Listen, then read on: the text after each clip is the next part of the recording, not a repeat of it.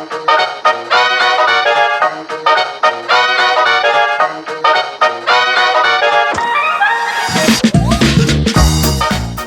and welcome to Movies with My Dad, the podcast where I, film critic Tina Kakadelis, take my dad Stratis to the movies. This week we saw Sinners, directed by Ryan Coogler, starring Michael B. Jordan and Michael B. Jordan. Join us on the spoiler-filled car ride home.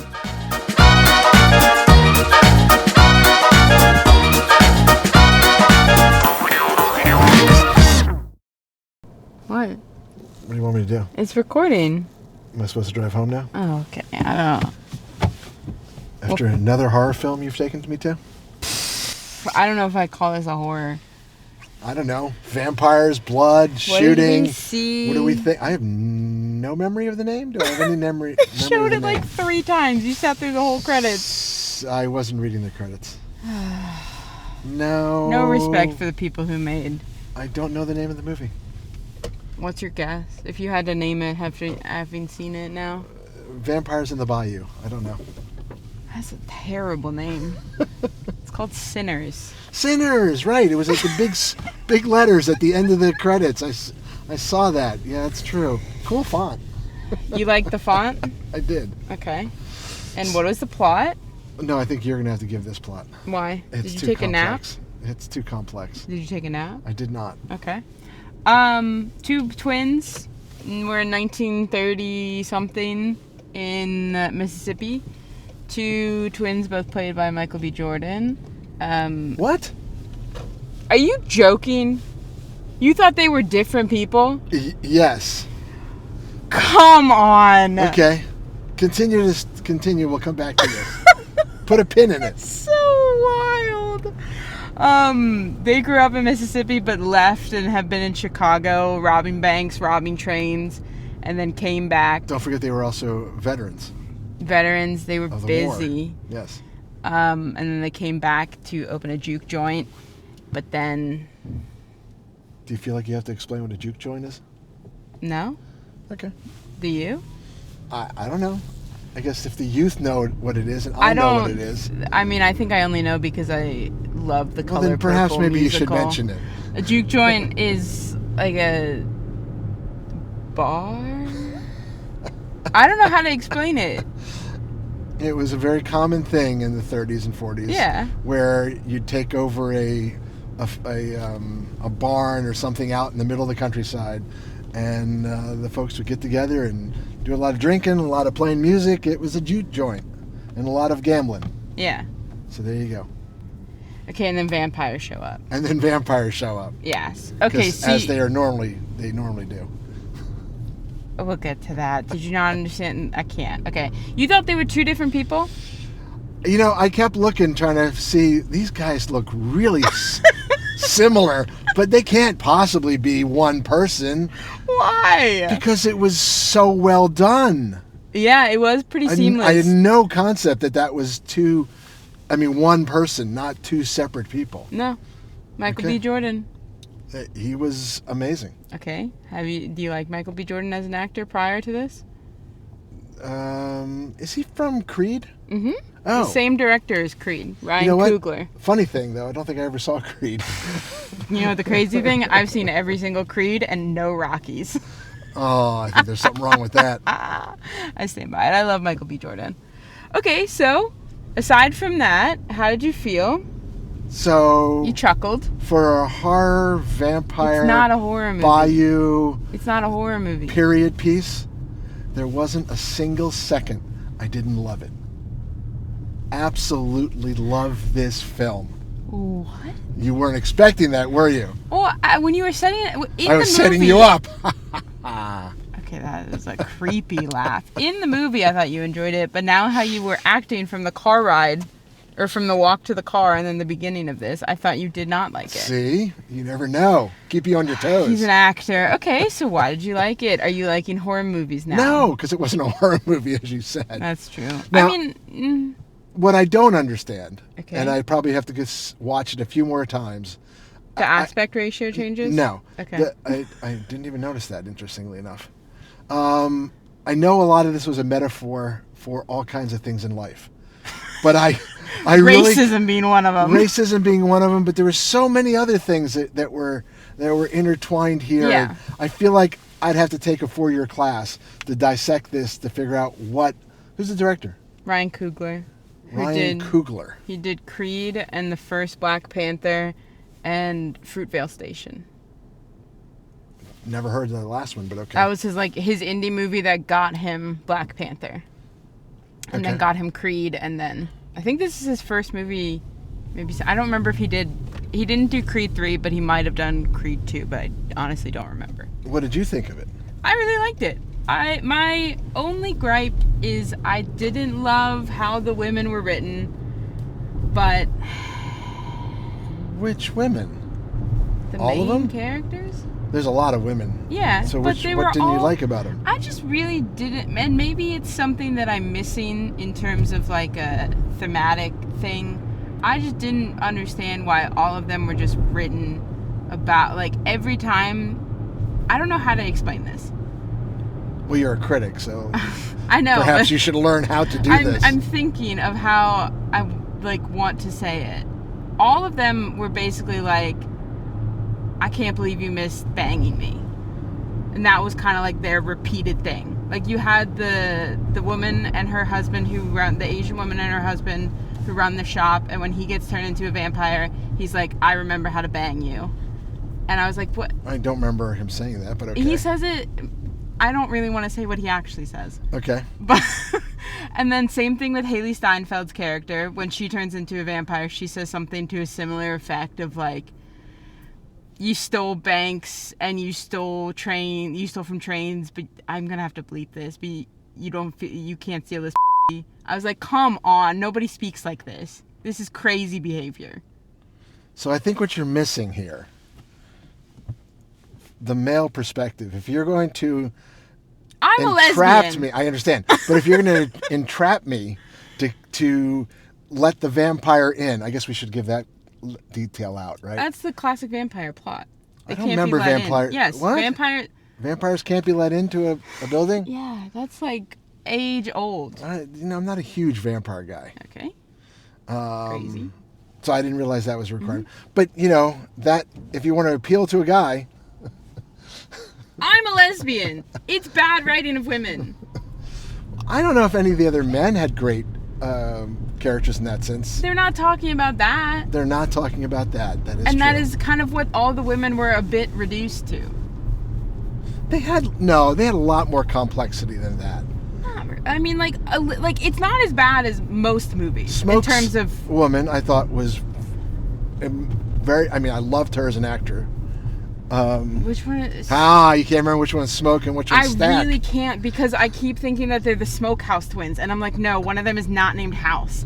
And then I just kept forgetting. Smoke's the one that survives. Well, survives the vampire attack. And then dies. Okay, yeah. Although we don't know he actually died. Well, it sure seemed like he died. But... No, I think the thing is they're all great actors. And so it gave them more than, was really written for them. And I don't think anyone was particularly wholly fleshed out, because you had so much more going on. Interesting choice of word, given how much flesh was eaten and sliced. Not a lot of slicing. With the picks. Doesn't matter. So that was my only gripe. So, all right, I'm going to go back to a different aspect. Oh, deer. There goes 2 deer. Oh, a baby deer. They lived. Suburban deer. So they're just going to hang out there by the Toyota 4Runner. Why do you have to say the brand name? They don't care. It was a commercial for Toyota. Anyways, so where was it going? Oh, so what, 2/3 of the movie was just in a very dramatic period piece, right? Yeah. That you didn't really know there was vampires coming or anything else was coming. You had a little foreshadowing, but not a lot. Yeah. And you've forgotten that you've seen the trailer, so that helps you. That helps me a lot. But just that whole period piece, I want to watch that movie with Smoke and Stack, right? Those are their names. Yeah. Coming back to this little town in Mississippi and seeing what kind of trouble they would have gotten into and how the juke joint would have grown and whatever. That looks like a great movie on its own. Yeah. And then I'm like, Are they going to ruin this movie? What's his name? Ryan. The director? Ryan. Is Ryan going to ruin this movie that I'm really, really enjoying and feeling, connected to by bringing in vampires? And he didn't. Well, he did, but didn't ruin it. He brought in the vampires, and it was just as interesting. You ruined the last third, and you still loved it. No, right. Okay, so you don't like when things get bloody and gory. No, I don't don't necessarily. Okay, well, you don't like horror. So what about this? What about the introduction of vampires, which is a very horror element? Why didn't it ruin it for you? I don't know. Is this horror? My problem with horror usually is it's just a slasher. It's just, and I keep saying, but you keep coming back to that, and I'm still stuck with that. So maybe in another 20 or 30 movies, I might. Oh my gosh. There are different. I also don't like being freaked out as a regular thing. You did jump when the snake jumped at you. Yes, but that had nothing to do with horror. That was just a fun jump cut. Yeah, a fun jump scare. Jump scare. Okay. Yeah. So how in the world did they do Michael B. Jordan twice? I mean, for the most... I guess there's a body double in there somewhere. There's a body double for sure, but what I was most impressed about was the fight scene of the two of them at the end. I think the other ones are easy to do. I mean, they've been doing it since The Parent Trap, let's be honest. Yes, although I guess I shouldn't be that impressed. Well, no. You want me to tell you why I shouldn't be that impressed? Why? Because we watched the absolute best version of this ever. Oh, Orphan Black? Yes. Wait, Tatiana was lying? Yes. Yeah. She did what? Oh, How many different characters of the same person, basically? Right. Clones. But how many? There at some point on screen, there were like 6. I think there was like 4 consistent ones. Absolutely, but then they found more. Yeah. But. Yeah. So I guess I shouldn't be amazed. So if a TV show can do that, a Warner Brothers just the movie. fact that you can I'm do just it saying so well. That, they had the support. It wasn't just a TV show. It was a phenomenal series. What's her character's name? Which one? Any of them. I'll give you literally any of them. Oh, we'll come back to that.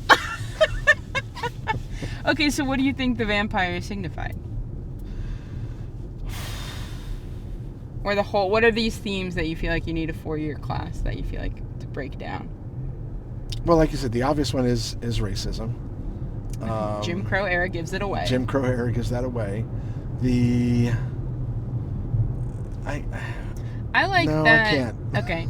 I like that they kind of used the vampires to do like a touch on a sundown town. A what? Sundown town? What? Sunrise town? I have no idea what you're talking about. A sundown town? You're just making up words. No, a sundown town. Oh, a sundown. Yeah, sorry. The right. Well, no, never mind. But yes, now I do know what you're talking about. The what was the book? The Green Book. The Green Book, where you were not, if you were an African American, you couldn't be in a town after sundown. Certain towns, yeah. Yes. Yeah, so I feel like that's why they kind of used the vampires for to get to sunrise, to survive till sunrise. Oh. Was part of it. Didn't get that, but that's a good one. And then I also think that you could take the white boy vampire, my boy Jack O'Connell. I love him so much. Main guy. The main vampire guy. Him wanting to use Preacher Boy's musical talent as the way that white people have co-opted and stolen music from black people all throughout history and claimed it as their own. Wow. You're good at this. I don't think so. This is why I had a hard time at Liberal Arts College and went to engineering school.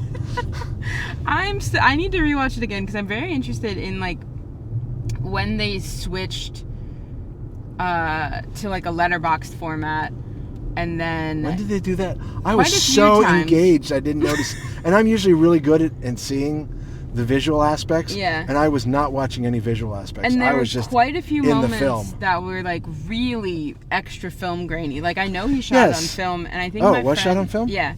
I think my friend told me that they did some really interesting thing where they were shooting 2 strips of film simultaneously, so one going sideways and then one going up and down on top of each other.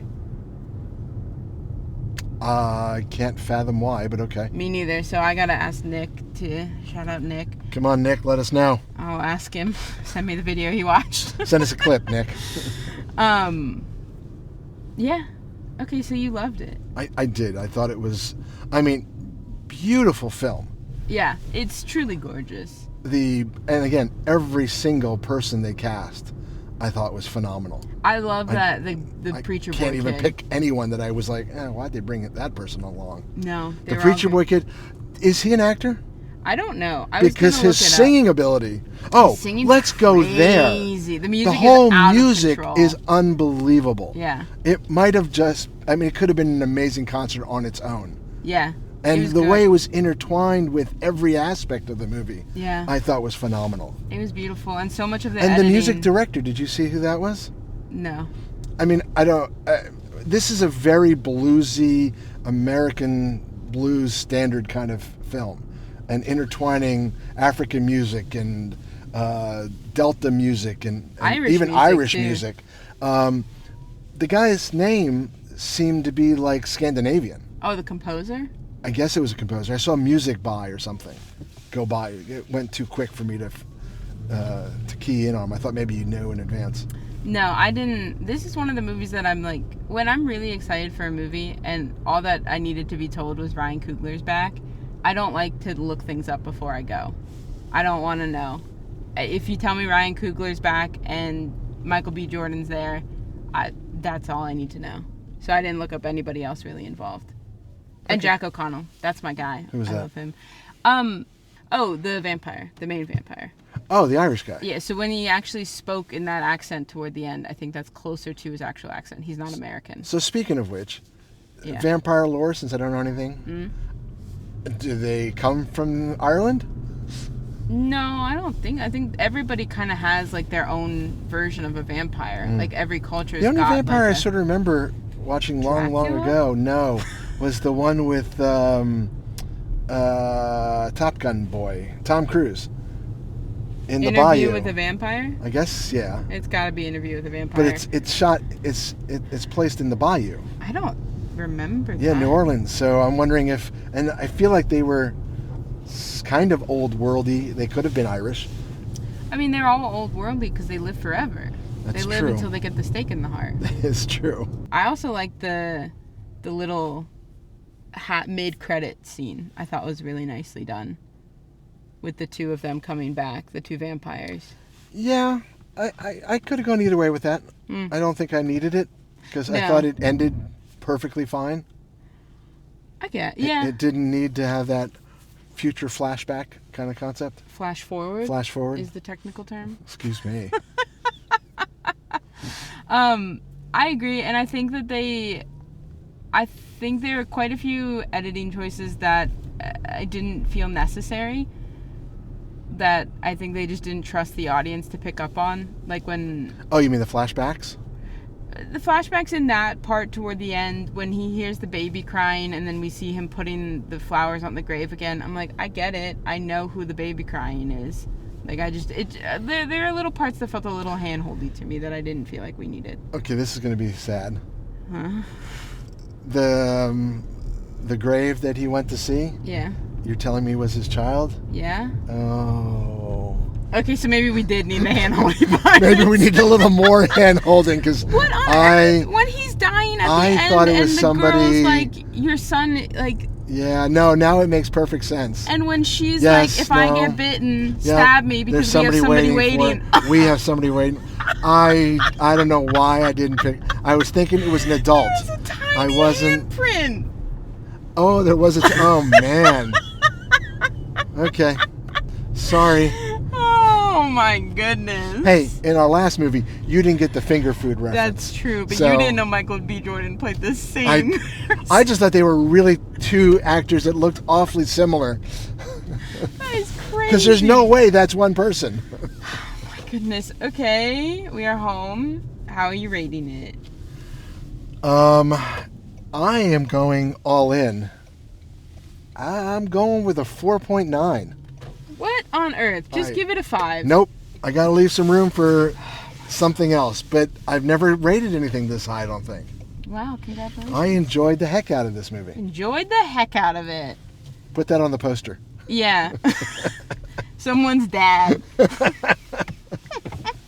Also, our most packed theater, I feel like, in a long while. That is true. Very well attended. Was this opening night now, right? No, it's on Monday. Wow. It opened on Friday. We should have seen it on Easter Sunday. Very We're Easter sinners. Appropriate. They rise. Wait a minute. Everybody's waiting to know. What's yours? A 4 for me. Just a straight 4. A straight 4, because, again, but now I feel bad, because I'm like, it was really hand-holdy, but now I feel like...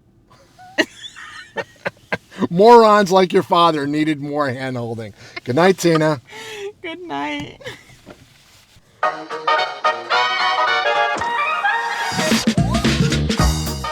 That's it for this week's episode of Movies with My Dad. You can find all of our episodes on movieswithmydad.com or the streaming platform of your choosing. You can also send us an email at movieswithmydadpod@gmail.com. My dad is desperate to hear from you.